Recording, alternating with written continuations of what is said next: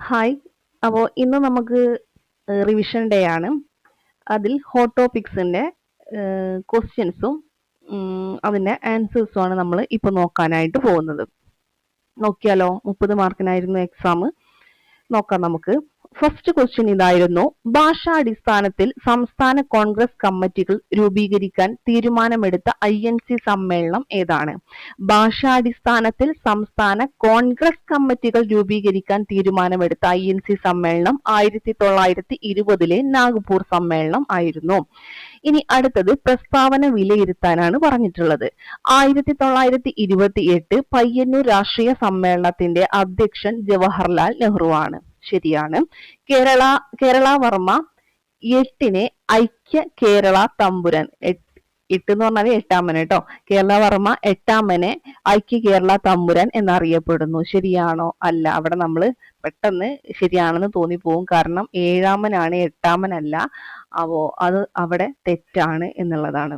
ഇനി അടുത്തത്, തിരുക്കൊച്ചി സംസ്ഥാനം രൂപീകൃതമായ വർഷം ഏതാണ്? തിരുക്കൊച്ചി സംസ്ഥാനം രൂപീകൃതമായ വർഷം ഏതാണ്? 1949 ജൂലൈ 1 ഫസൽ അലി കമ്മീഷനുമായി ബന്ധപ്പെട്ട പ്രസ്താവന വിലയിരുത്തുക. 1. സയ്യിദ് ഫസൽ അലി ആയിരുന്നു കമ്മീഷന്റെ അധ്യക്ഷൻ. അതെന്താണ്? അത് ശരിയായിട്ടുള്ളതാണ്. VP മേനോൻ കമ്മീഷനിൽ അംഗമാണ്. ആണോ? അല്ല. കമ്മീഷൻ റിപ്പോർട്ട് പ്രകാരം സംസ്ഥാന പുനഃസംഘടന നടന്ന വർഷം 1955. അതെന്താണ്? ശരിയായിട്ടുള്ളതാണ്. അപ്പോൾ ഇതിനെ തുടർന്ന് 12 സംസ്ഥാനങ്ങളും 8 കേന്ദ്രഭരണ പ്രദേശങ്ങളും നിലവിൽ വന്നു. അത് തെറ്റാണ്. കാരണം 14ഉം 6ഉം ആണ് അല്ലെ. ഓക്കെ, അതവിടെ നിൽക്കട്ടെ.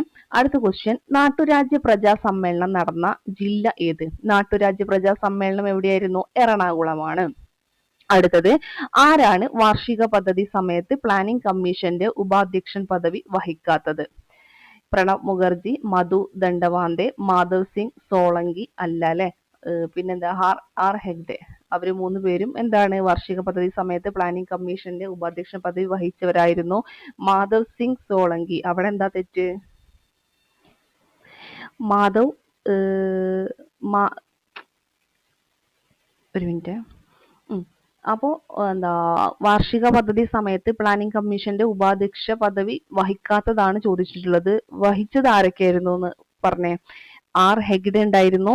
അത് കറക്റ്റ് ആണ്. പിന്നെ ആരാണ്? മധു ദണ്ഡവാണ്ടെ. അതും കറക്റ്റ് ആണ്. പിന്നെന്താണ്? മോഹൻ ദാരിയ.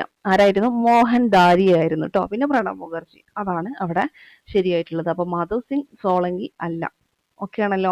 ഇനി ഏതാണ് റാഡിക്കൽ പ്ലാൻ എന്നറിയപ്പെടുന്ന പഞ്ചവത്സര പദ്ധതി? ഏതായിരുന്നു റാഡിക്കൽ പ്ലാൻ എന്നറിയപ്പെടുന്ന പഞ്ചവത്സര പദ്ധതി, അല്ലെങ്കിൽ ജനകീയ പദ്ധതി എന്നൊക്കെ അറിയപ്പെടുന്ന പഞ്ചവത്സര പദ്ധതി ഏതായിരുന്നു? 9ാം പദ്ധതി ആയിരുന്നു. ആരാണ് 8ാം പഞ്ചവത്സര പദ്ധതി സമയത്തെ ഇന്ത്യൻ ധനമന്ത്രി? മൻമോഹൻ സിംഗ്. നമുക്കറിയാം. 7ാം പഞ്ചവത്സര പദ്ധതിയുടെ ലക്ഷ്യങ്ങളിൽ ഉൾപ്പെടുന്നത് കണ്ടെത്താനാണ് പറഞ്ഞിട്ടുള്ളത്. ആധുനികവൽക്കരണം ശരിയാണ്. വിവര സാങ്കേതിക വിദ്യയുടെ പുരോഗതി, അതും ശരിയാണ്. ഭക്ഷ്യ ഉൽപ്പന്നങ്ങളുടെ ഉൽപാദനം ത്വരിതപ്പെടുത്തുക, അതും എന്താണ്? ശരിയായിട്ടുള്ളതാണ്. ഭക്ഷ്യ ഉൽപ്പന്നങ്ങളുടെ ഉൽപാദനം ത്വരിതപ്പെടുത്തുക. ഇതൊക്കെയായിരുന്നു 7ാം പഞ്ചവത്സര പദ്ധതിയുടെ ലക്ഷ്യങ്ങൾ എന്ന് പറയുന്നത്. ഓക്കെ ആണല്ലോ. പിന്നെ മറ്റൊരു കാര്യം നമ്മള് ഇതിൽ പറയാത്ത ഇത്, വാർത്താവിനിമയ മേഖലയുടെ പുരോഗതി. അത് 7ാം പഞ്ചവത്സര പദ്ധതിയുടെ ലക്ഷ്യങ്ങളിൽ ഒന്നായിരുന്നു. പിന്നെ നമ്മൾ പറഞ്ഞത് ആധുനികവൽക്കരണം പറഞ്ഞു, വിവര സാങ്കേതിക വിദ്യയുടെ പുരോഗതി പറഞ്ഞു.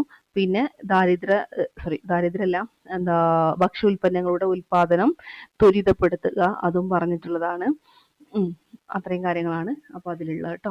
ഇനി ഏത് പഞ്ചവത്സര പദ്ധതിയാണ് ഇന്ത്യയിൽ സാമ്പത്തിക ഉദാരവൽക്കരണത്തിന് തുടക്കമിട്ടത്? അത് 6ാം പദ്ധതിയാണ് അല്ലെ. ഓക്കെ, എന്നാ ഞാൻ ചോദിക്കട്ടെ, ഇന്ത്യയിൽ 6ാം പഞ്ചവത്സര പദ്ധതി ആരംഭിച്ചപ്പോൾ പ്രധാനമന്ത്രി ആരായിരുന്നു? ഇന്ദിരാഗാന്ധി. എന്നാൽ അവസാനിച്ചപ്പോൾ പ്രധാനമന്ത്രി അത് രാജീവ് ഗാന്ധി ആയിരുന്നു. അതുപോലെ നബാർഡ് ഓർത്ത് വെക്കുക, NREP ആ ഒരു സമയത്ത് ഓർത്ത് വെക്കുക, IRDP സംയോജിത ഗ്രാമീണ വികസന പരിപാടി, അതൊക്കെ ആ ഒരു സമയത്തുള്ളത് ഓർത്ത് വെച്ചേക്കുക കേട്ടോ. ഓക്കെ. പിന്നെ അതുപോലെ ക്വസ്റ്റ്യൻ വരുന്നുണ്ട്. താഴെ പറയുന്ന പ്രസ്താവനകൾ ഏത് ശിലയുമായി ബന്ധപ്പെട്ടിരിക്കുന്നത്? അതിൽ കൊടുത്തിട്ടുള്ളത് മാന്റിലിലെ അസ്തനോസ്ഫിയർ ആണ് ശിലാദ്രവത്തിന്റെ കലവറ. ശിലാദ്രവം തണുത്തുറഞ്ഞു രൂപം കൊള്ളുന്ന ശിലകളാണ്. ഫോസിലുകൾ ഇല്ലാത്ത ശിലകളാണ്. ഏതാണ് ആ ശില? ആഗ്നേയ ശിലയാണ്. ഹാർഡ് കോൾ എന്നറിയപ്പെടുന്ന കൽക്കരി ഏതാണ്? ആന്ത്രാസൈറ്റ് ആണ് അല്ലെ. ഏത് കൽക്കരി? 4 വിധം നമ്മൾ പറഞ്ഞു. ആന്ത്രാസൈറ്റ്, പിന്നെ ബിറ്റുമിനസ്, ലിഗ്നൈറ്റ്, പീറ്റ്. ഓക്കെ. ഇനി തീവ്രമായ സമ്മർദ്ദം മൂലം ശിലകൾക്ക് ഉള്ളിലെ യഥാർത്ഥ മൂലകങ്ങൾ സംഘടിപ്പിക്കപ്പെടുകയും ശിലകൾക്ക് രൂപമാറ്റം സംഭവിക്കുകയും ചെയ്യുന്നത് എന്തുമായി ബന്ധപ്പെട്ടിരിക്കുന്നു? ഏതായിരുന്നു അത്? ബലതന്ത്ര കായാന്തരീകരണം അല്ലെ. ബലതന്ത്ര കായാന്തരീകരണം നമ്മൾ പഠിച്ചതാണ്. ഓക്കെ. ഇനി അടുത്തത് ഇതില് ബലതന്ത്ര കായാന്തരീകരണം എന്ന് പറയുമ്പോൾ അതിന്റെ കൂടെ തന്നെ നമ്മൾ പഠിക്കേണ്ടതാണ് താപീയ കായാന്തരീകരണം. അതുകൂടെ ജസ്റ്റ് ഒന്ന് പറഞ്ഞേ ഉള്ളൂ. അതായത് കായാന്തരീകരണം 2 വിധത്തിലാണ് ഉള്ളത്. ഇതൊക്കെ നമ്മൾ ക്ലാസ് എടുത്തതാണ്, എങ്കിലും പറയാം. ശിലകളിലെ വസ്തുക്കൾക്ക് വളരെ ഉയർന്ന ഊഷ്മാവിന്റെ ഫലമായിട്ട് രൂപമാറ്റം സംഭവിക്കുകയും അവ വീണ്ടും പരരൂപമാക്കപ്പെടുകയും ചെയ്യുന്നത്, അതാണ് താപീയ കായാന്തരീകരണം കേട്ടോ. അതുകൂടെ ഓർത്ത് വെച്ചേക്കുക. പിന്നെ ശൽക്കിക ശിലകൾക്ക് ഉദാഹരണം അല്ലാത്തത് ഏത്? ശൽക്കിക ശിലകൾക്ക് ഉദാഹരണം അല്ലാത്തതാണ് ചോദിച്ചിട്ടുള്ളത്. അതേതാണ്? അത് മാർബിൾ ആണ്. ഓക്കെ. അപ്പൊ ഉദാഹരണം ഏതൊക്കെയാണ്? സ്ലേറ്റ്, നീസ്, ഷിസ്റ്റ് ഒക്കെ അതിന് ഉദാഹരണമാണ്. ഇനി തെറ്റായിട്ട് കണ്ടെത്തുക. മണൽക്കല്ല്, മാർബിള്, ഗ്രാനൈറ്റ്, നീസ്, ചുണ്ണാമ്പ് കല്ല്, കോട്ടസൈറ്റ്. അപ്പൊ ഏതാണ്? മണൽക്കല്ല് എന്തായിട്ട് മാറുന്നത്? അത് മാർബിൾ ആണോ? അല്ല. അതെന്താണ്? അത് തെറ്റാണ് അല്ലെ. അങ്ങോട്ടും ഇങ്ങോട്ടും മാറിയിട്ടുണ്ട്. കോട്ടസൈറ്റ് ആണ്, ചുണ്ണാമ്പ് കല്ലാണ്, മാർബിള്, ഗ്രാനൈറ്റ്, നീസ്. അത് കറക്റ്റ് ആയിട്ടുള്ളതാണ്. Okay. Faster more inclusive sustainable growth ഏത് പഞ്ചവത്സര പദ്ധതിയുമായി ബന്ധപ്പെട്ടിരിക്കുന്നു? 12ാം പദ്ധതി അല്ലെ. ആരാണ് 7ാം പഞ്ചവത്സര പദ്ധതിയുടെ മുഖ്യ ശില്പി? സാംപിത്രോഡ അല്ലെ. 7ാം പഞ്ചവത്സര പദ്ധതി 7, 7 സാംപിത്രോഡ ഒക്കെ നമ്മൾ വെച്ച് പഠിച്ചിട്ടുണ്ടായിരുന്നു. പിന്നെ ഏത് പഞ്ചവത്സര പദ്ധതിയാണ് ചരിത്രപരമായ അസമത്വം അഥവാ ജാതി വിവേചനം ഇല്ലാതാക്കുന്നതിന് പരിഗണന നൽകിയ പദ്ധതി? ഏതായിരുന്നു? അത് 9ാം പദ്ധതി അല്ലെ. 9ാം പദ്ധതിക്ക് നമ്മൾ വളരെ കൃത്യമായിട്ട് പറഞ്ഞിട്ടുണ്ടായിരുന്നു.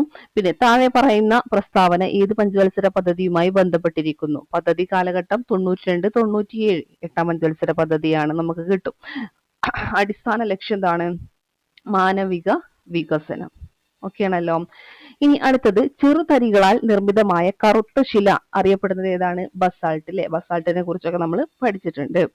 ഇന്ത്യയിൽ ഏറ്റവും കൂടുതൽ ആന്ത്രാസൈറ്റ് നിക്ഷേപം കാണപ്പെടുന്ന പ്രദേശം ജമ്മു ആൻഡ് കാശ്മീർ ആണ്. രണ്ടാമതായി ഏറ്റവും കൂടുതൽ കാർബൺ അടങ്ങിയ കൽക്കരി ഇനം ഏതാണ്? അത് ബിറ്റുമിനസ് ആണ്. പ്രാദേശിക കായാന്തരീകരണത്തിന്റെ ഫലമായി കായാന്തരിത ശിലകളിലെ ധാതുക്കൾ പാളികളായി ക്രമീകരിക്കുന്ന പ്രക്രിയ എന്തറിയപ്പെടുന്നത്? അതാണ് ശൽക്കീകരണം. പ്രാദേശിക കായാന്തരീകരണത്തിന്റെ ഫലമായിട്ട് കായാന്തരിത ശിലകളിലെ ധാതുക്കൾ പാളികളായിട്ട് ക്രമീകരിക്കുക, ആ പ്രക്രിയയാണ് ശൽക്കീകരണം. ഇനി അവസാദ ശിലയുമായി ബന്ധപ്പെട്ട പ്രസ്താവന വിലയിരുത്തുക. എന്താണ്? അതിൽ സ്തരിത ശിലകൾ എന്നറിയപ്പെടുന്നത് അവസാദ ശിലയാണ്. ലാറ്റിൻ പദമായ സെഡിമെന്റം എന്ന വാക്കിനർത്ഥം അടിഞ്ഞു കൂടുന്നതാണ്. കൂടാത്തത് എന്നാണ് ഇവിടെ കൊടുത്തിട്ടുള്ളത്. നമ്മൾ പെട്ടെന്ന് അത് ശരിയാണെന്ന് നമുക്ക് തോന്നിപ്പോകും, നമ്മൾ ശ്രദ്ധിക്കൂല. അപ്പം സ്റ്റേറ്റ്മെന്റ് ഒക്കെ നല്ല കൃത്യമായിട്ട് വായിക്കാട്ടോ. ഓക്കെ. ഇതൊക്കെ നമുക്ക് നല്ലൊരു പരിശീലനം തന്നെയാണ് ലക്ഷ്യം നമുക്ക് തന്നുകൊണ്ടിരിക്കുന്നത്. കാരണം ഈ വരുന്ന എക്സാമിന് ഇതുപോലത്തൊക്കെ ക്വസ്റ്റ്യൻ വന്നാൽ നമുക്ക് എന്ത് ചെയ്യാം, നമുക്ക് ഇങ്ങനെയൊക്കെ വരും എന്നുള്ളൊരു ധാരണ ഉണ്ടാക്കാൻ വേണ്ടിയിട്ടാണ് ഈ ഒരു രീതിയിലൊക്കെ ക്വസ്റ്റ്യൻ തന്നിട്ടുള്ളത്. ഓക്കെ ആണല്ലോ. അടുത്തത് വിഘടിതമല്ലാത്ത ശിലാംശങ്ങളാണ് അവസാദങ്ങൾ. അവിടെയും ഇതുപോലെ തന്നെ തെറ്റാണ് അല്ലേ. ഓക്കെ. അപ്പോ എന്താണ്? അത്രയാണ്. ഇനി അടുത്തത് ഐക്യ കേരളം എന്ന ലക്ഷ്യം മാത്രം വെച്ചുകൊണ്ട് കേരളത്തിൽ ആദ്യമായി രൂപം കൊണ്ട സംഘടന അതേതായിരുന്നു? സമസ്ത കേരള സാഹിത്യ പരിഷത്ത്. നമ്മൾ പഠിച്ചിട്ടുള്ളതാണ്. 1ാം കേരള സംസ്ഥാന രാഷ്ട്രീയ സമ്മേളനം നടന്നത് എന്നാണ്? 1921 ഏപ്രിൽ 23 മുതൽ 26 വരെയാണ് 1ാം കേരള സംസ്ഥാന രാഷ്ട്രീയ സമ്മേളനം നടന്നത്. ആരാണ് ഐക്യ കേരള പ്രതിനിധി സമ്മേളനത്തിന്റെ സെക്രട്ടറി? അത് കെ എ ദാമോദര മേനോനായിരുന്നു അല്ലെ. സെക്രട്ടറി ആരായിരുന്നു?